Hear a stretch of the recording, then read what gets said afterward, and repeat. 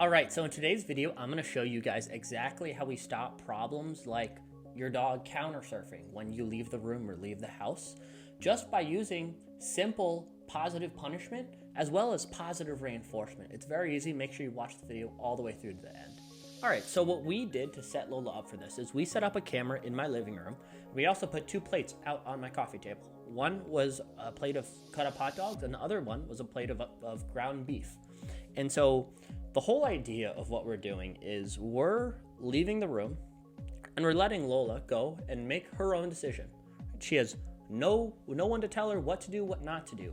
She knows it's not right to counter surf, to jump up on the counter, eat food when someone's in the room, right? She doesn't do that in her house. She doesn't do that here because whenever someone catches her doing it, I'm sure she was yelled at. I'm sure she was told no, and she understands that's wrong.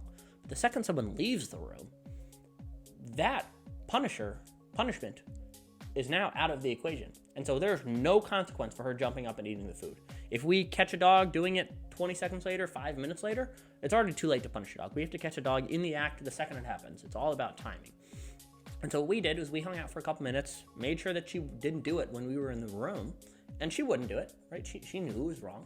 So what we did is we left the room, and I pulled up the camera on my phone and just watched her, right? And she walked around for a couple minutes, making decisions on her own, right? That what she was doing was totally okay. And then she, she come up and did a couple pass-bys, a couple sniffs up of, the food. And when she felt that the time was right, that they were gone, they weren't checking in on me, she went up to go eat one. And what we did is we gave her the proper amount of pressure with the correction with the e-collar. We don't want to use too much pressure because too much pressure is just going to scare your dog. But also we want to use enough pressure where our dog understands, hey, this is wrong, right? Enough pressure where a dog doesn't want this to repeat again, right? There's a fine line on how much to use. And so the second she went up, we gave her a couple taps. She backed away, and we sat there for another maybe 15 minutes watching the camera. She would walk up, she sniffed it once, maybe 5 or 10 minutes later, sniffed it, and then backed up all on her own. She made a great decision on her own, which is exactly what we want.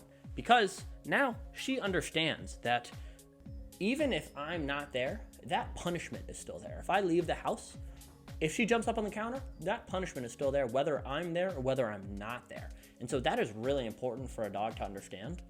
And another thing that we did was her owner doesn't want her jumping up on couches, and she's generally pretty good with it, but we can do the same exact thing to teach a dog.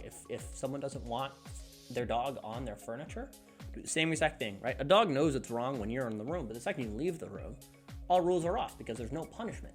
And so this is something that balance training is really, really helpful with, because we can actually discourage a dog jumping up on the counter or jumping up on the couch all on our own without us being there, right? It's really important for a dog to understand what's right and what's wrong. And we have to teach a dog that side of what's wrong in order for them to understand everything. And right, Lola was none the worse for her. We came up, we reinforced her for not eating that food.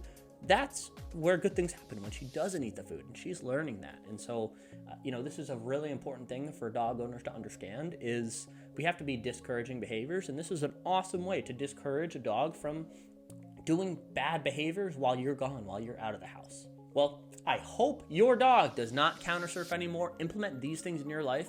If you do it once or twice, I promise you, your dog will not do it again. Try it at home. Leave me a comment below if you have any questions. We'd love to answer them. Make sure you like and subscribe and follow along.